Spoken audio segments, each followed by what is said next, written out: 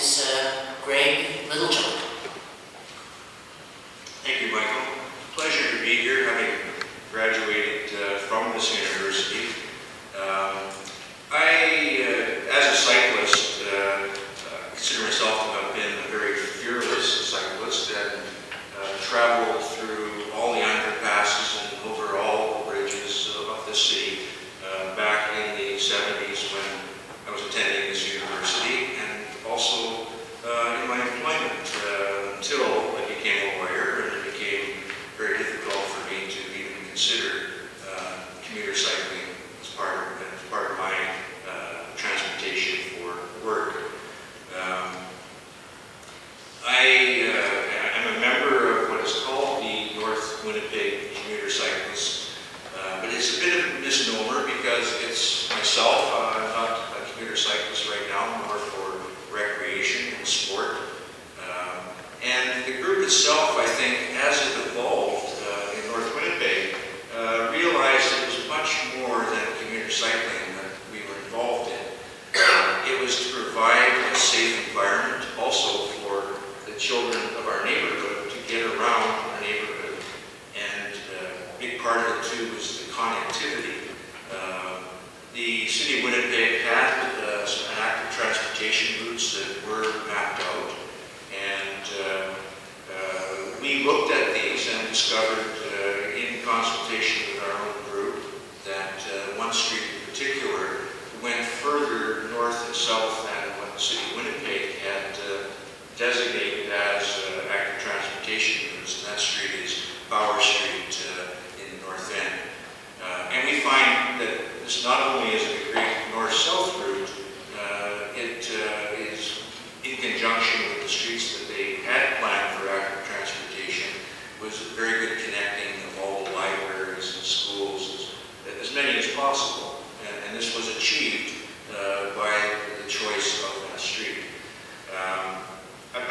It's difficult for me to talk about all the things that are happening throughout the city. I'm most familiar with what's been happening in the north end of Winnipeg, West Littlejohn, and in Scotia. There are some unique aspects of it in that part of the city that because there is a very good grid system of streets that is uninterrupted by rivers and major freeways. The streets are running north-south, and we find that in our routes we have been able to divert traffic. The plan is to divert traffic from Main Street and McGregor and Salter, which are major streets there, and we're avoiding the kind of conflict that is perhaps occurring elsewhere in the city.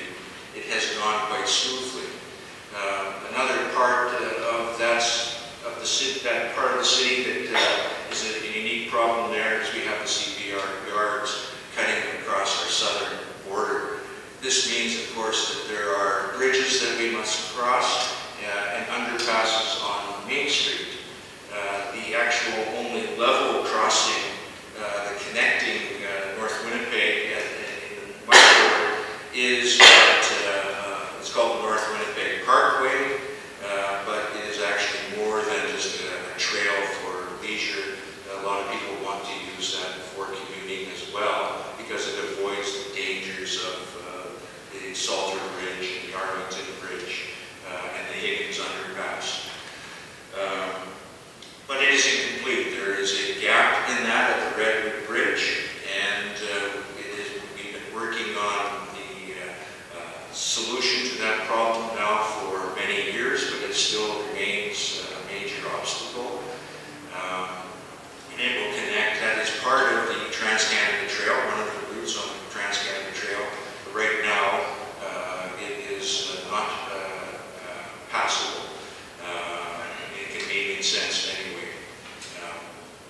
The other unique aspect of it, I mean, there are other high crime areas in the city, but the southern border of it is a well-recognized high crime area, and Power Street goes straight through there, and we have to do things there to encourage people to cycling, because this is one of the objections that we hear from people in the northern parts of the city wanting to use this route. So things are being proposed for that, increasing the lighting along there. And from the political point of part of my platform is that I am pushing for bicycle patrols, so we want it to be regularly patrolled as well.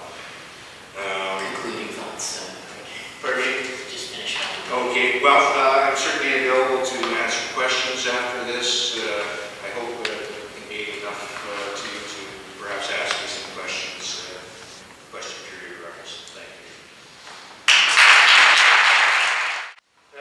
One of the topics was use it or lose it. I can't comment on what Mr. Harper may do. I'm just kidding if we haven't used it by then or not. But I certainly, from my part of the city, it appears that this money that was allocated for our area is now being spent and it's fully underway. I don't know the progress of the developments on the other routes, the other part of the city, whether it is being used up.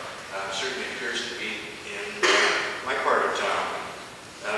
Someone talked about densities of railroads. I had the pleasure of living in Japan for a number of years, and I also had the pleasure of living in an area that was not so populated, but the government there long ago had heavily invested in railways throughout the country. And we're talking about probably a century. But where I lived, the population was not so dense. However, it was a rural area. Farmlands there are much smaller than in Canada, but I would compare the density of that area to something between the Winnipeg and Selkirk corridor, and beyond to sparser areas as well, and also into the mountains. And people there could live on a farm and hop on a train and be in the city within an hour or so, and then hop on another train and be in Tokyo in a couple of hours. We were 300 kilometers from Tokyo where I was living. The railway was very, very convenient and was used by everyone. And the school system, for example, in Japan is such that it is very competitive to get into a good high school. To go to a public school they have the best schools, and people must compete and achieve certain marks to get into those schools.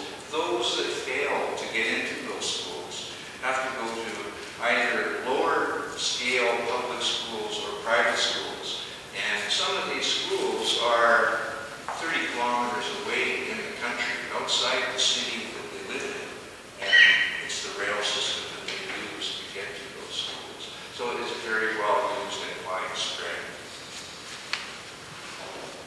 On the Assiniboine route, I have to say, there used to be free parking south of Broadway here, and I used to use that area a lot, and because it was free, and I'd be going to court, I'd park on one of those streets and walk to court. Now that they put parking fees in there, I now park at the courthouse, because why should I park over there and pay the same kind of fee? So I don't go in there. I think that has reduced a lot of the traffic in that area. I have to say I'm not familiar with the volume that is still going through there. I can't really comment on that point. But what I would like to say is I talked earlier about having been in Japan, and I'm not proposing that people in Winnipeg are going to accept cyclists on the sidewalks, but I went to Japan, and I myself had been a cyclist all my life, and people there were cycling on the sidewalk.